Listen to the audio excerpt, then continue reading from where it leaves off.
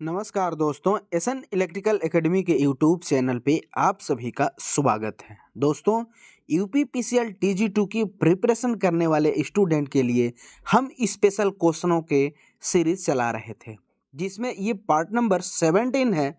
इस पार्ट को आप कंप्लीट वॉच कीजिएगा।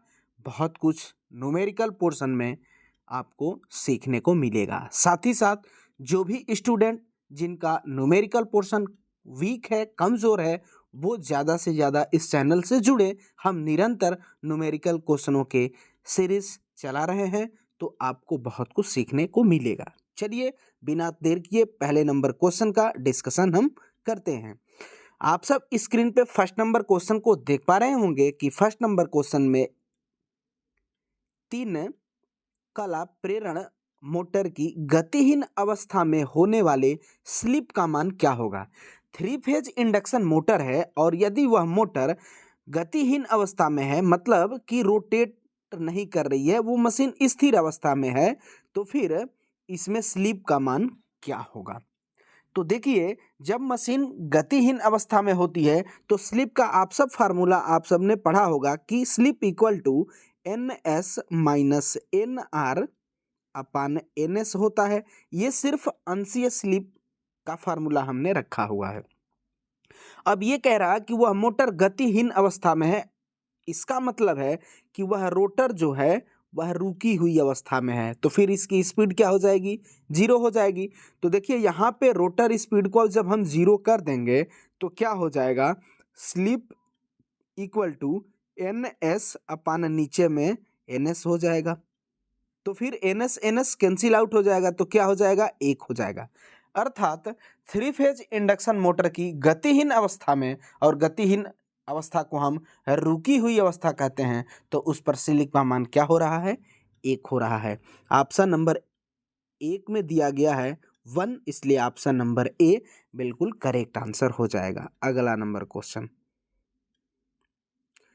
अगला जो क्वेश्चन है सेकंड नंबर, इसमें है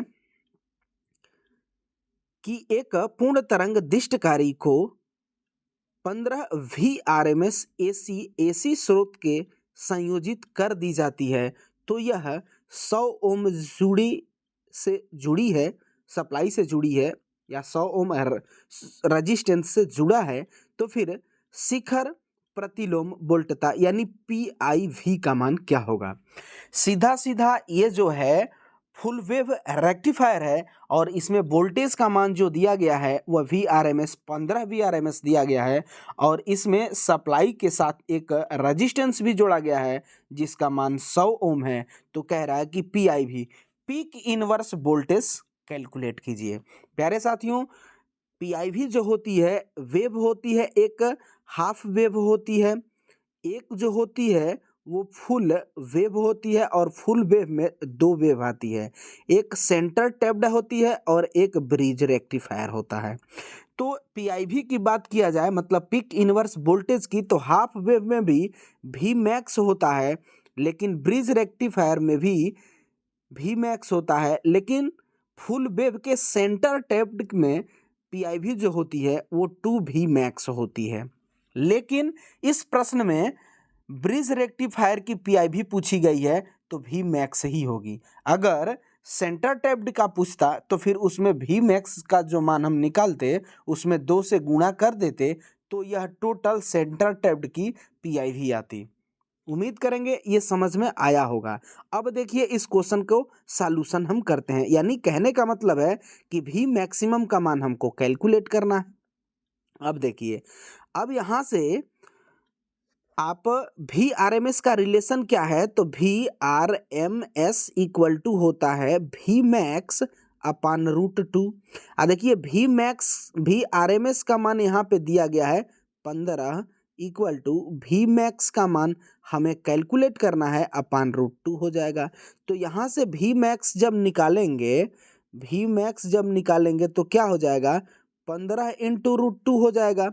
अब इक्वल टू 15 और √2 का मान क्या भरेंगे, तो 1.73 भर देंगे। जब आप इसमें गुणा करेंगे ना, तो ये गुणा जो आएगा वो 21.21 आएगा।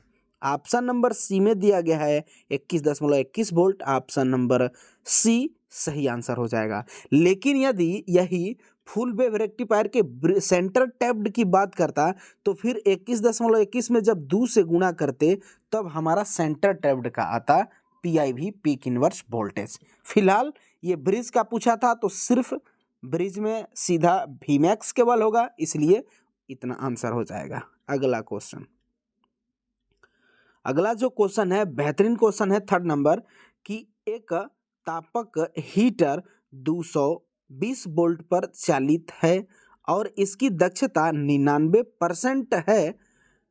ऊर्जा की खपत 1.5 किलो वाट प्रति आवर हो तो इसकी निकासी इनपुट धारा क्या होगी? इनपुट करंट को मेजर करना है। तो देखिए यहाँ पे वोल्टेज का मान दिया गया है, इसके पावर इफिशियंसी जो है वो भी दी गई है, वो कितनी है 1.5 किलोवाट बाई आवर और इसकी दक्षता जो है वो 99% है। अब यहाँ से क्या करेंगे, formula P = VI cos phi हो जाएगा। यहाँ से यही I का मान निकालना है, तो ये I का मान जब हमको निकालना है तो क्या कर देंगे, I = ये दोनों राशियाँ गुणा भाग में चली जाएगी तो P/V cos phi हो जाएगा। अब देखिए P का मान यहाँ पे दिया गया है, कितना दिया गया है तो 1.5 दिया गया है, अपान V का मान देखिए यहाँ पे 220 वोल्ट है तो 220 इंटू इफिशियंसी जो है 99% है तो 99 और परसेंट इसके नीचे जाएगा ना, भाग होगा 100 का, क्योंकि टोटल परसेंट 100 होता है, तो ये हटा दीजिए, ऊपर में थर्ड पोर्शन पे ये चला जाएगा 100 हो जाएगा। ये देखिए ये 100 जो आया है इसका परसेंट 99 में का परसेंट हम हटाने के लिए नीचे 100 रखे थे, वही ऊपर चला जाएगा। अब यहाँ से कैलकुलेशन हमको करना है, तो ये पॉइंट हटाएंगे तो नीचे एक 10 आ जाएगा, क्योंकि एक अंक के बाद दशमलव था। अब देखिए ये 0 से ये 0 मारा जाएगा और ये 0 से ये 10 वाला 0 मार दिया जाएगा।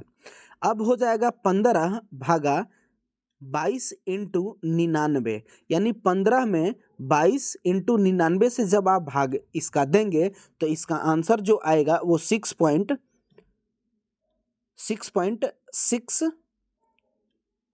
मतलब 6.88 करके ये आंसर आएगा। ऑप्शन नंबर बी में देखिए दिया है 6.88, ऑप्शन नंबर बी सही आंसर हो जाएगा। अगला क्वेश्चन, उस क्वेश्चन को आप सब ध्यान से देखिएगा, बहुत बेहतरीन क्वेश्चन है।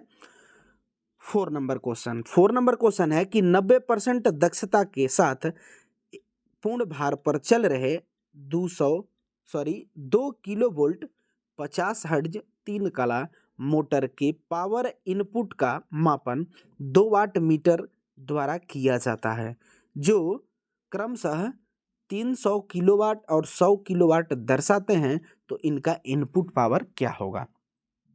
देखिए एक 90% दक्षता के साथ पूर्ण भार पर चल रहे हैं और इसका 2 किलो वोल्ट 50 हर्ट्ज 3 कला प्रेरण मोटर है, जो इसका इनपुट पावर दिया जा रहा है वो 2 वाट मीटर के द्वारा कैलकुलेट किया जा रहा है, मतलब 2 वाट मीटर के द्वारा उसको मापा जा रहा है।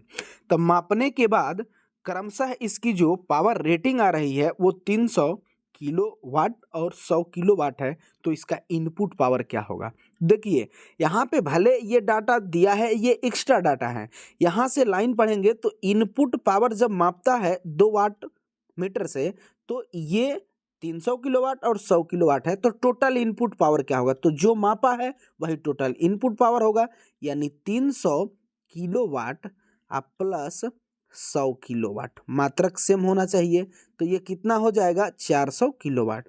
तो टोटल इनपुट पावर क्या रहा? 400 किलोवाट। ऑप्शन नंबर ए में दिया गया है 400 किलोवाट, ऑप्शन नंबर ए सही आंसर हो जाएगा। अगला नंबर क्वेश्चन, अगला जो है 5 नंबर क्वेश्चन।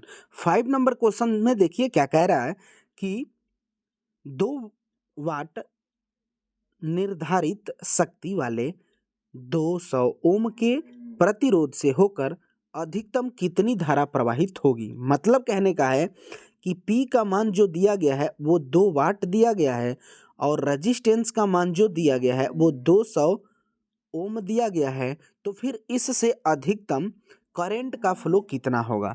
तो आप सब ने फार्मूला पढ़ा होगा करंट, पावर और रेजिस्टेंस के टर्म में P equal to I square R.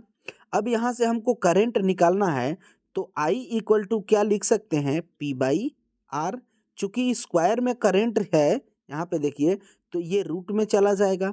अब इसी में मान हमको भरना है। तो देखिए पावर का जो मान है यहाँ पे 2 वाट दिया है अपन रेजिस्टेंस का मान जो है वो 200 दिया गया है। ये 2 से ये 2 कैंसिल आउट हो जाएगा, अंडर रूट में 1/100 हो जाएगा। तो 1 का वर्गमूल जब निकालेंगे तो 1 ही होगा, अपन 100 का वर्गमूल निकालेंगे तो ये 10 हो जाएगा, यानी 1/10 आया। किसका मान, करंट का। तो करंट का मान 1/10 आया। तब इसको आंसर देखिए मिली एम्पियर में दे रहा है तो इंटू 1000 से यहाँ गुणा कर देंगे। ये 0 से ये 0 कैंसिल आउट हो जाएगा, 2 0 बचा यानी 100 और ये हो जाएगा मिली एम्पियर। यही चीज ऑप्शन नंबर ए में दिया गया है, 100 milli ampere. Option number A सही आंसर हो जाएगा। अगला क्वेश्चन, अगला जो क्वेश्चन है 6 नंबर, इसमें है कि दो कला में वोल्टता डाटा तक भिन्नता होती है। कहने का क्वेश्चन ये मतलब है कि 2 फेज की कोई मोटर है, उसमें दोनों फेज के बीच फेज एंगल कितना होता है। जैसे में आप सब पढ़े होंगे कि सिंगल फेज मशीनों में 2 बाइंडिंग होती है, जिसे एक को कहते हैं रनिंग बाइंडिंग, उसी का दूसरा नाम मेन बाइंडिंग होता है, और एक होती है स्टार्टिंग बाइंडिंग, उसी का दूसरा नाम एक्सिलरी बाइंडिंग होता है। तो वो उन एक दूसरे से कितने डिग्री पर स्थापित होती हैं। तो आप सब ने पढ़ा होगा 90 डिग्री पर। वही क्वेश्चन पूछा है कि 2 फेज मशीनों में करंट वोल्टेज के बीच एंगल कितना होगा, 90 डिग्री होगा। Option number C correct answer हो जाएगा। अगर यह क्वेश्चन 3 फेज के लिए रहता, 3 फेज की कोई मोटर है तो उनके परस्पर आर वाई बी तीनों फेज में फेज डिफरेंस कितना होता, तो आप सब ने पढ़ा होगा कि अगर एक सर्किल चलते हैं हम, यानी एसी के कंप्लीट एक साइकिल में कितने डिग्री का एंगल बनता है, 360 का बनता है। फेज कितने की मशीन है, तो 3 फेज की है। तो 3 फेज की है तो इसमें 3 से भाग देंगे, 3 3 दूनी का 6, 0 कितना आया, 120 डिग्री आया। यानी 3 फेज के केस में 120 डिग्री होगा और 2 फेज के केस में 90 डिग्री होगा। अगला क्वेश्चन, अगला जो क्वेश्चन है 7 नंबर क्वेश्चन है, बेहतरीन क्वेश्चन है कि एक 6 पोल 3 कड़ा स्टार कनेक्टेड प्रेरण मोटर 400 वोल्ट 50 हर्ट्ज पर चलता है। इसका घूर्णक प्रतिरोध 0.04 ओम प्रति कला और गतिहीन प्रतिरोध, मतलब गति रुकी हुई अवस्था में उसी को गतिहीन अवस्था बोलेंगे ना, उसका रेजिस्टेंस है 0.2 ओम कला है। तो चालू अवस्था में अधिकतम बल आघूर्ण पर स्लिप कैलकुलेट करना है। कहने का मतलब ये क्वेश्चन है कि आपको रेजिस्टेंस दिया है, रिएक्टेंस दिया गया है, और आपको चालू अवस्था में मोटर जब गति अवस्था में है 3 फेज इंडक्शन मोटर, तो उस पर स्लिप क्या होगा। तो चालू अवस्था में मैक्सिमम टार्क के लिए जो कंडीशंस होती है 3 फेज इंडक्शन मशीन में, वो R2 बराबर SX2 होता है। अब देखिए यहाँ पे ये जो है रनिंग अवस्था में मैक्सिमम टार्क डेवलप होगा अगर उस मशीन में, तो कंडीशन होगी कि R2 बराबर SX2 होगा। लेकिन अगर प्रारंभिक अवस्था में मैक्सिमम टार्क जब उस मशीन में डेवलप होगा तो फिर उसका कंडीशंस क्या होगा, तो उसका सिर्फ R2 बराबर X2 होता है। ऐसा क्यों, क्योंकि रुकी हुई अवस्था में स्लिप का मान 1 होता है, तो जब यहाँ 1 रखेंगे तो ये R2 बराबर X2 ही होगा ना। तो याद रखिएगा रनिंग के केस में मैक्सिमम टार्क डेवलप करने के लिए 3 फेज इंडक्शन मोटर में R2 बराबर SX2 होता है। रनिंग के केस में उस मशीन के अंदर स्लिप कुछ ना कुछ देखा जाता है। अगर यही स्टार्टिंग के केस में होगा तो स्टार्टिंग के केस में स्लिप का मान 1 होता है, तो फिर इसी फार्मूले में स्लिप के जगह पे आप 1 रखेंगे तो क्या हो गया, R2 बराबर X2 हो गया। तो यहाँ से दो चीजें आएंगी कि स्टार्टिंग में मैक्सिमम टार्क मशीन में डेवलप होता है तो उसका कंडीशन क्या है, R2 बराबर X2, और रनिंग के अवस्था में उस मोटर में मैक्सिमम टार्क डेवलप होता है तो फिर उसका कंडीशंस क्या होगा, R2 बराबर SX2। अब यहाँ पे देखिए घूर्णक रेजिस्टेंस यहाँ पे दिया गया है 0.04 दिया गया है, तो ये R2 का मान है, यानी रोटर रेजिस्टेंस का मान है। घूर्णक रेजिस्टेंस रोटर रेजिस्टेंस ही होता है। इसके बाद गतिहीन अवस्था में ये रिएक्टेंस होता है और यह इसका मान देखिए दिया गया है 0.2, तो यानी X2 का मान है। अब इसी में पुट करना है, क्यों, क्योंकि वह कह रहा है कि मोटर चालू अवस्था में रनिंग में है, तो रनिंग में मैक्सिमम टार्क डेवलप होता है तो ये कंडीशन होता है, और गतिहीन अवस्था में होती है तो ये होता है। अब यहाँ पे दिया गया है देखिए R2 का मान 0.04 दिया गया है, इक्वल टू X का मान हमें कैलकुलेट करना है, S का मान कैलकुलेट करना है, और X2 का मान भी यहाँ पे दिया गया है 0.2।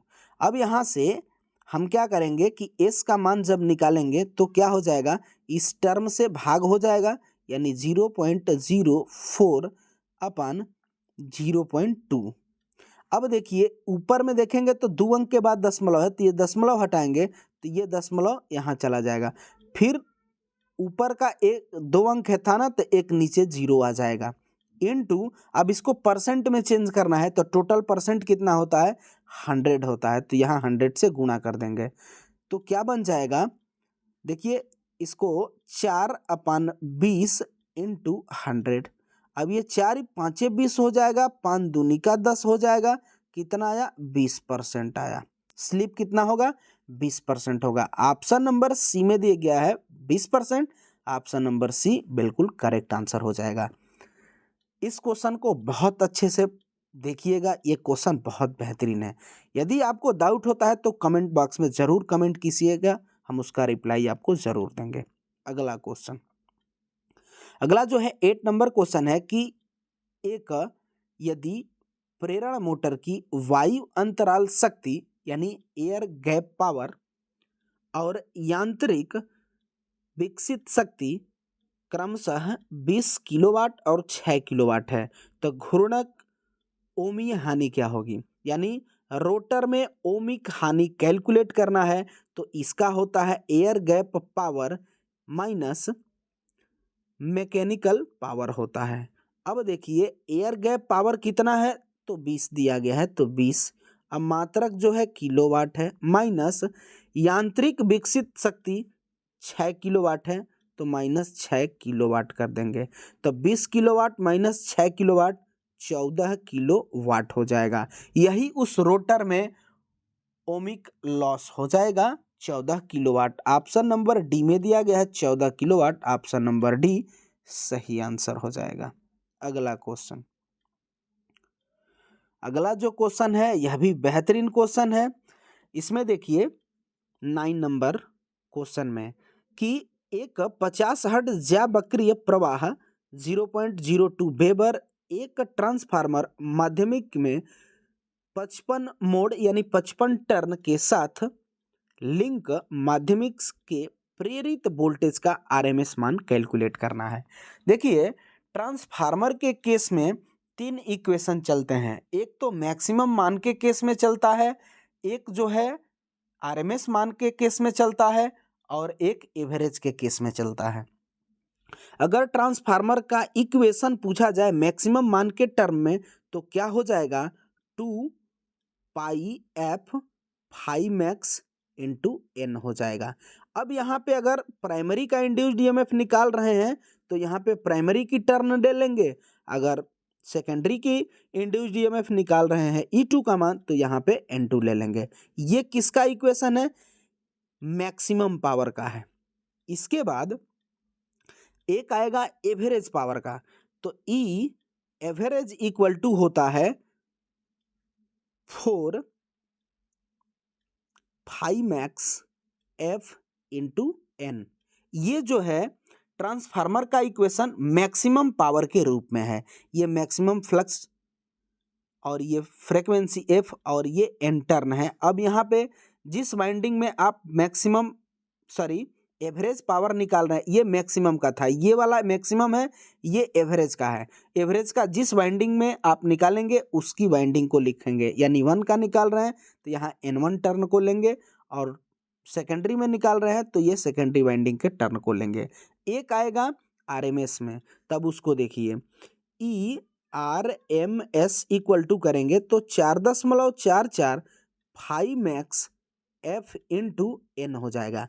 अब यहाँ पे RMS में इसका वोल्टेज आप निकाल रहे हैं, तो अगर प्राइमरी में निकालेंगे तो प्राइमरी का टर्न रखेंगे, और सेकेंडरी का रखेंगे तो सेकेंडरी का टर्न रखेंगे। तो यहाँ पे RMS का पूछा है, मतलब यही इक्वेशन लगेगा। तीनों आप इक्वेशन जरूर याद रखिएगा। हमने एक बताया मैक्सिमम पावर का, इसके बाद एवरेज पावर का, और यहाँ पे RMS बता दिए। अब यहाँ पे क्या करेंगे कि मान भरेंगे, तो 4.44 और देखिए 5 मैक्स का मान दिया गया है यहाँ पे, तो ये हो जाएगा 0.02 इंटू फ्रेक्वेंसी दिया गया है 50 हर्ट्ज इंटू टर्न जो है वो 55 है, तो 55 हो जाएगा। अब क्या करेंगे कि इसमें देखिए 2 अंक के बाद दशमलव है, तो ये दशमलव हटाएंगे तो नीचे 100 हो जाएगा। अब 50 दूनी का 100 हो जाएगा, और ये 2 से 2 मारा जाएगा, क्या बचा, तो 4.44 इंटू 55 बता 55। अब इसमें गुणा आप करेंगे तो जो मान आएगा वो, मतलब इसका गुणनफल आएगा 44.2 वोल्ट आएगा। ऑप्शन नंबर डी में दिया है 244.2 वोल्ट, ऑप्शन नंबर डी सही आंसर हो जाएगा।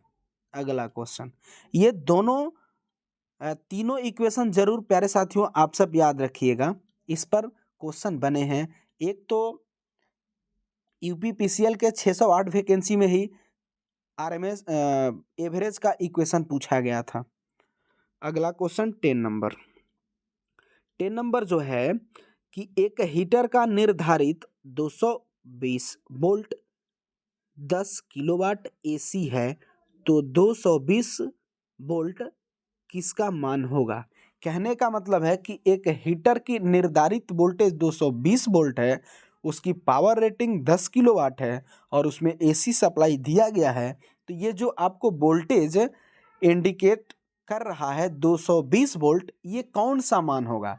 तो याद रखिएगा, अपने इलेक्ट्रिकल में किसी भी इंस्ट्रूमेंट द्वारा मापा गया मान सदैव RMS होता है, सिर्फ एक इंस्ट्रूमेंट को छोड़ करके, PMMC, इसी का दूसरा नाम MC होता है, यानी परमानेंट मैग्नेट मूविंग क्वाइल, जिसे हम शॉर्ट में मूविंग क्वाइल भी कहते हैं। यह इंस्ट्रूमेंट एवरेज मान को रीड करता है, बाकी के सभी इंस्ट्रूमेंट द्वारा मापा गया मान सदैव RMS मान ही होता है। तो यहाँ पे 220 वोल्ट दिखाया गया वोल्टेज कौन सा वोल्टेज है, RMS वोल्टेज है। ऑप्शन नंबर ए में दिया गया है RMS वोल्टेज, इसलिए ऑप्शन नंबर ए सही आंसर हो जाएगा। तो प्यारे साथियों, इस वीडियो में हम इतने ही क्वेश्चन को रखते हैं, इसका नेक्स्ट पार्ट बहुत जल्द आपके बीच लाएंगे। तब तक आप सभी से रिक्वेस्ट रहेगा कि प्लीज़ वीडियो को लाइक कीजिए और अपने दोस्तों में वीडियो को शेयर भी कीजिए। साथ ही साथ जो भी स्टूडेंट चैनल पे पहली बार होंगे, प्लीज़ स्टूडेंट चैनल को सब्सक्राइब ज़रूर कर लेंगे, साथ ही साथ बेल आइकन को भी प्रेस कर लेंगे, ताकि जब भी चैनल पे वीडियो अपलोड हो उसका नोटिफिकेशन सबसे पहले आपको मिल सके। तो चलिए, इस वीडियो में बस इतना ही, तब तक के लिए bye bye, take care, thanks for watching this video.